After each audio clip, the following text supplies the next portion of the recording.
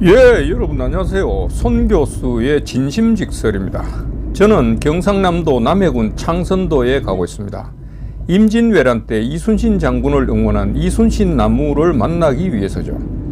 이 다리는 사천시 동서동에서 목계섬을 연결하는 삼천포대교입니다.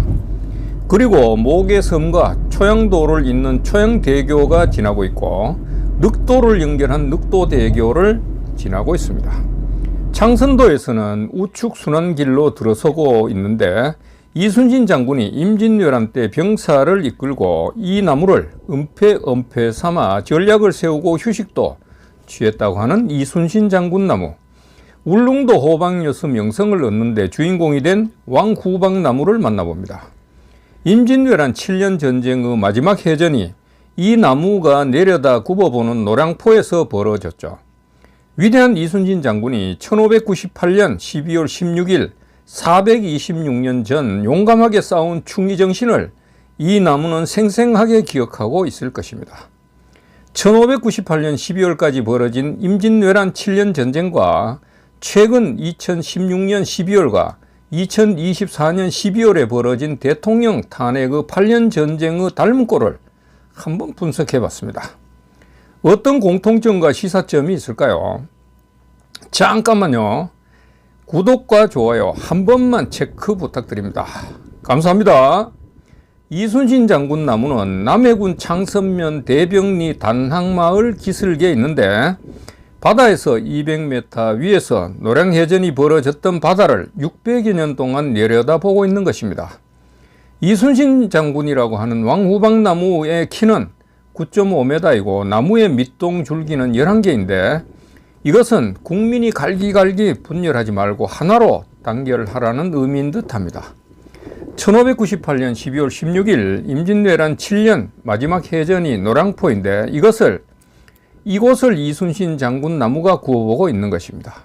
이순신 장군이 왜적을 섬멸하기 위해 쫓다가 노량포 건너 관음포에서 순국하셨죠. 물러가는 왜적을 적당히 쫓았으면 총탄에 맞지 않았을 것인데 말이죠. 그런데 이순신 장군은 목숨까지 바치며 적을 쫓았을까요? 왜 그럴까요? 당시 조선은 나라를 지킬 줄 모르는 수준이었으니 미안하지만 개판이었죠. 임진왜란으로 온 나라가 불타고 파괴되어 만신창이가 되었고 특히 국민 절반이 목숨을 잃는 엄청난 참극이 벌어졌던 것입니다. 일례로 인류 최고 충절 정신을 이어온 청안 이씨 가문은 임진왜란 의병 활동으로 전체 가문의 절반이 대가 끊겼습니다. 전쟁터에 나가서 젊은이들이 희생을 당하니까 후손이 끊겨버리는 아픔을 당한 것입니다. 이런 상황에서 이순신 장군이 전투에서 승리해서 돌아온다 해도 조선의 권력자들이 이순신 장군에게 박수를 쳤을까요? 아니면 임금의 명령을 거역했다고 역적으로 몰아 감옥에 보냈을까요? 여러분 어떻게 생각하십니까? 뻔한 것 아닙니까? 그렇지만 이순신 장군은 뛰어난 용병술로 임진왜란을 승리로 이끌었고 육지에서는 이누리라는 20대 청년이 임진왜란이 발발하자 즉시 최초로 의병을 결성해서 경주성 전투, 진주성 전투, 팔공산 전투 등 임진왜란 전쟁 7년 동안 동분서주 왜적을 물리친 덕에 임진왜란을 승리로 이끌 수 있게 되었습니다.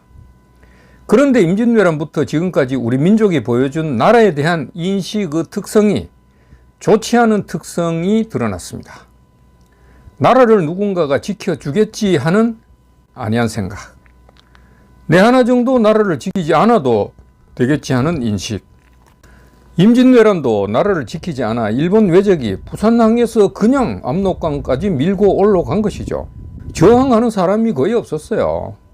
1636년 12월 8일 중국 청나라가 조선에 쳐들어왔을 때 병자호란, 이때 나라를 지키지 않아 속절없이 대한민국 역사상 최악의 치욕을 당한 거 아닙니까?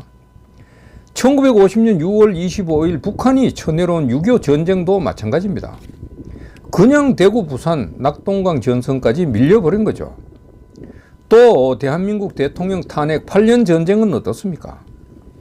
2016년 12월 9일 국회가 우파 대통령을 탄핵 가결했죠. 우파 국회의원들이 싸움의 상대인 좌파들의 탄핵 추진에 합세하면서 탄핵이 가결된 것 아니에요? 대통령이 정말 국법을 어겨서 문제가 있었다면 정의를 위해 탄핵이 아니라 더한 것도 해야 되지 않겠어요? 그런데 국정농단이라는 말도 안 되는 거짓 제목을 뒤집어 씌워가지고 돈 한 푼 받지 않은 대통령에게 말이 안 되는 뇌물죄를 적용한 거죠. 또 돈 한 푼 안 받았으니까 뇌물죄 성립이 어렵게 되자 이번에는 세상에는 존재하지도 않는 묵시적 청탁이라는 제목을 적용을 한 겁니다. 묵시적 청탁이라는 말은 대통령이 돈을 받은 것이 아니라 어떤 사람에게 돈을 받으려는 생각을 했다는 겁니다. 생각. 그 생각이 뇌물죄가 된다는 거예요.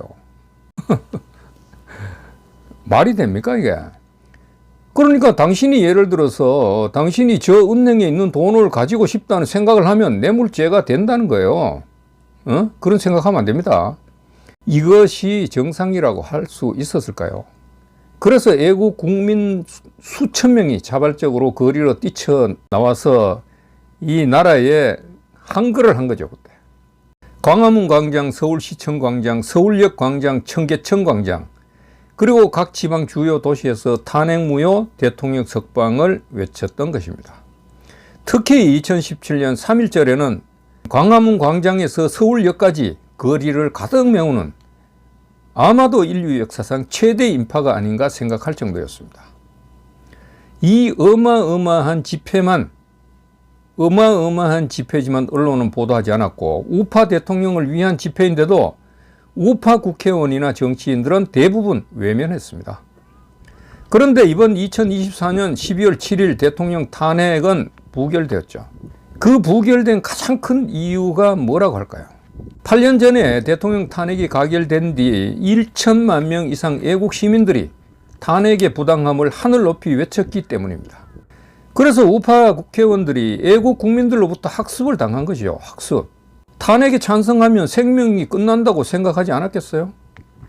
대통령 탄핵의 사유가 충분치도 않은 것을 국회의원 구성원 숫자만 가지고 밀어붙인 것이니까 국민이 막은 것 아닙니까? 자, 그러면 임진왜란 7년 전쟁과 대통령 탄핵 8년 전쟁의 닮은 꼴은 뭐가 있을까요? 중요한 것 세 가지만 한번 보겠습니다. 첫째는 두 전쟁 모두 전쟁 초기에는 도발한 쪽이 승리를 했습니다. 유리했어요, 도발한 쪽이. 그런데 나중에는 결과적으로 도발한 쪽이 패배했다는 겁니다. 그러니까 우리 민족은 능력과 실력은 있는데 미리 준비를 소홀히 하니까 당하고 그리고 나중에 정신 차리니까 이기는 결과를 가져온 거예요. 두 번째는 초기의 패배는 국민의 세금으로 국정을 책임진 사람들이 패배를 하는 겁니다. 국정을 책임지라고 맡겨놓으니까 엉뚱한 짓 했다고 볼 수 있겠죠. 그런데 나중에 승리한 것은 국민들이 나서서 결과적으로 승리할 수 있었다는 겁니다. 결국 국민이 나서야 한다는 것을 말해주는 거예요. 그렇지 않습니까? 세 번째는 전쟁 기간이 7년 이상 걸렸다는 거예요. 그리고 12월에 일어났다는 것입니다. 공통적으로. 이것은 국민들의 많은 노력과 희생이 따른다는 것을 말해줍니다. 그러니까 뭐예요? 사전에 유비무한 준비를 하고 평소에 애국이나 나라에 대한 관심을 가져야 한다는 것을 말해주는 겁니다. 특히 민주주의 체제는 국민 한 사람 한 사람의 주권을 중시하고 나라에 대한 올바른 마음가짐과 행동이 중요하다는 것을 새겨보게 하는 것 아니에요? 우리 가족만 편하면 되겠지. 아유, 골치 아픈데 나 하나 안 해도 되겠지 하는 생각. 그렇게 되면 나라는 어디로 가겠습니까? 악마의 손에 넘어가겠죠. 나라의 안보는 소 잃고 외양간 고친다는 말이 성립될 수가 없습니다. 나라는 잃기 전에 올바른 판단으로 행동을 해야 한다는 것이죠. 이것이 작지만 국민된 큰 책임이라고 할 수 있습니다. 손 교수의 진심직설. 오늘은 여기까지입니다. 여러분, 감사합니다.